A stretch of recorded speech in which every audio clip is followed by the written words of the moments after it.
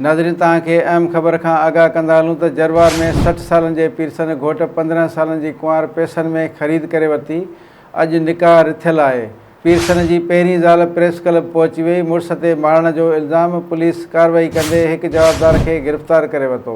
Reporter Sajjad Gabol मूजिबि ॻोठु मीर खान गबोल वासण Pearson औरत ग़ुलाम फातिमा ऐं पुटु नदीम गबोल प्रेस क्लब पहुची दाहींदे चयो, मुंहिंजो मुड़ुसु अब्दुल मजीद गबोल, जंहिंजूं 5 शादियूं थियल आहिनि, जंहिंजी उमिरि 60 साल आहे, मूंखे बि मारणु चाहे थो। हाणे हज़ारो लिगारी जी धीउ ज़ीनत नाले जेका 10 लख रुपए में वठी रहियो आहे, जंहिंजी उमिरि 15 साल आहे, जंहिंसां अॼु निकाह अथसि ऐं मुंहिंजी मिल्कियत फबाए मूंखे ऐं मुंहिंजे पुटनि खे बेदख़ल करे छॾियो आहे।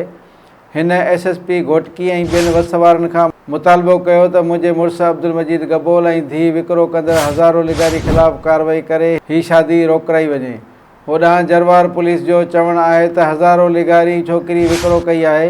कार्रवाई कंदे जवाबदार गिरफ़्तार कयो आहे। वधीक जांच करे रहिया आहियूं। गिरफ़्तार हज़ारो लिगारी खे पुलिस नामालूम हंध ते लिकाए छॾियो आहे।